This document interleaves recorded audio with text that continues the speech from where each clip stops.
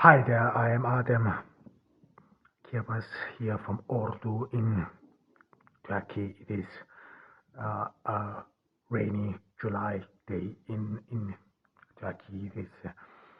Um, we are still in the pandemic, and I hope you all are doing fine. However, today I want to some sort, in a way, change a little bit the format. This has to do partially, and of course, we are back with English. We will return speaking English again because this is understandable why. However, but I decided to change a little bit the format of this podcast. In that sense, I mean, the last two episodes they were in those two uh, languages I speak besides English, whereas German is my mother tongue. However, there was of course a lot of hate one could see, understandable or not understandable. I mean, this is something I don't have to decide, or I cannot decide. This is what the the future will decide. However,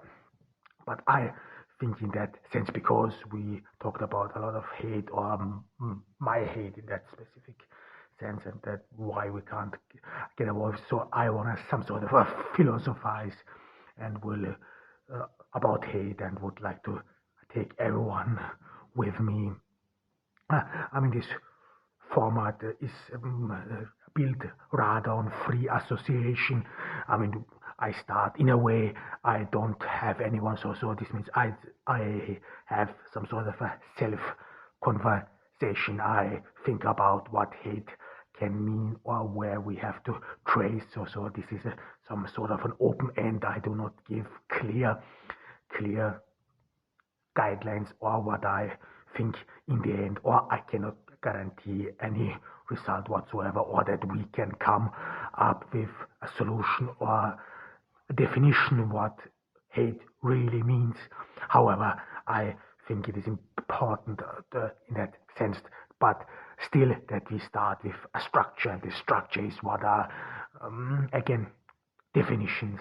So definitions are not some sort of, in a way, to be too strict or too pedantic, or whatever. Definitions some sort of helps everyone to understand what we are talking about, that we are at the same page. And I think I will start with some definitions what hate will mean. I mean, of course, we will start easily, and this means I will just Google hate. This is something I will warmly suggest everyone to do, because Google is a very good search engine, no matter the implications. Or you can do whatever you want, but I Googled on my phone hate, and there I got some definitions. I always use more definitions. I mean, there are, of course, as well as linguistic understandings. This is always an issue, especially if there is some sort of divergence between the cultures, between the language. Please note, English is not my mother tongue yet. I still want to put everyone on the same pages, and this is what I wrote about, or this is what I found when I googled hate. And this is I think the first one is a Google uh, definition, and this is intense and passionate dislike. I mean, I was not very sophisticated.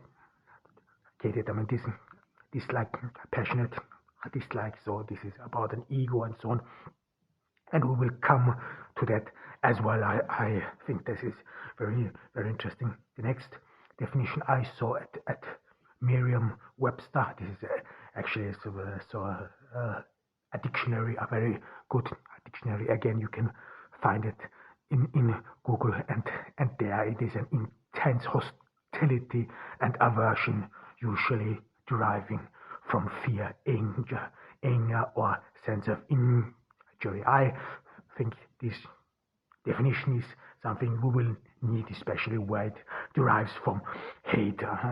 This is the connection, and this is the connection I will try to make between hate, fear, anger, and of course in social embeddedness or your social well-being, so that hate in that sense, or with this definition, we some sort of get a glimpse that hate is interconnected, that it comes with fear or anger and a sense of injury. But what is aversion? I mean, this is always some sort of word. I mean, what is hostility? This is violence, you could say.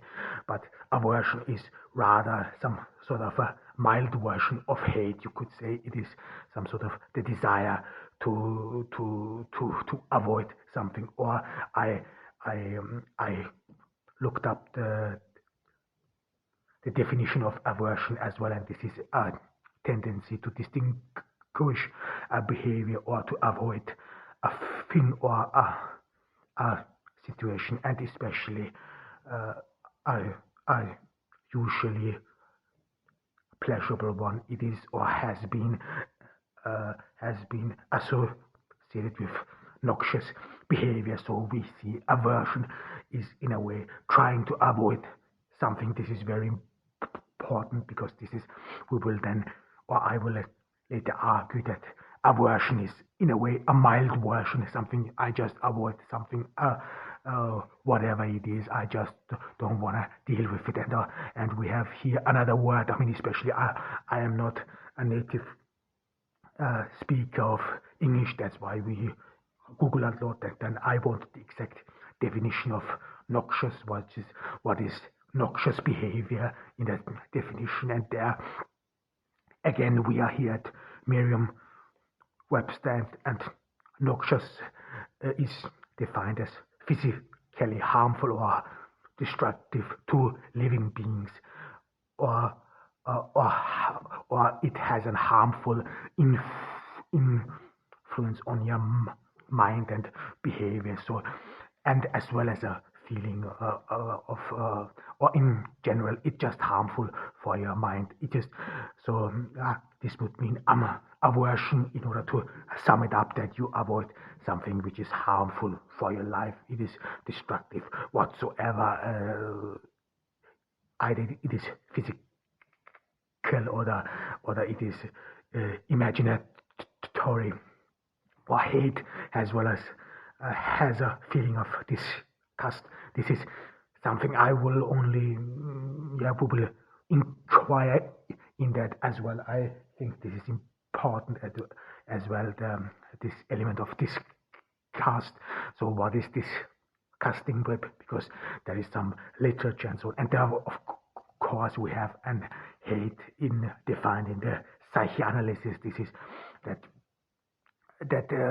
you some sort of grow averse to, or that you this is especially among children, that a child some sort of hated object of which it does not get love or pain, and this leads to a dissatisfaction or to a fulfillment of a desire, and this is the reason why the child hates something or whatever. Or there are many forms of the psychoanalysis, especially how children deal with hate.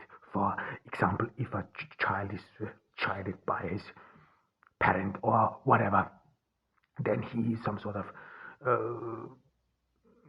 uses his doll or whatever to some sort of emulate this reaction, or some sort of build of esteem and so on. I mean, there are a lot of forms of hate, and of course we have to be aware of one thing, that we have to clearly separate between aversion and aversion, as we saw in this definition, is indeed some sort of a hateful, is, you could say, a hateful or harmful object which we avoid, which could wreak havoc, and thus it leads to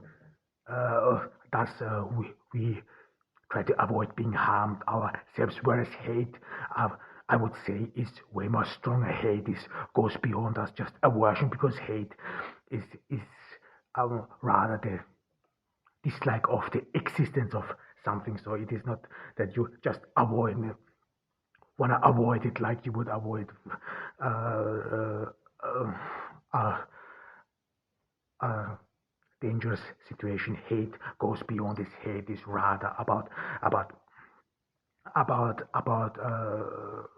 the dislike of or or or the the dislike of the being of something. You can't just stand that it is being existent.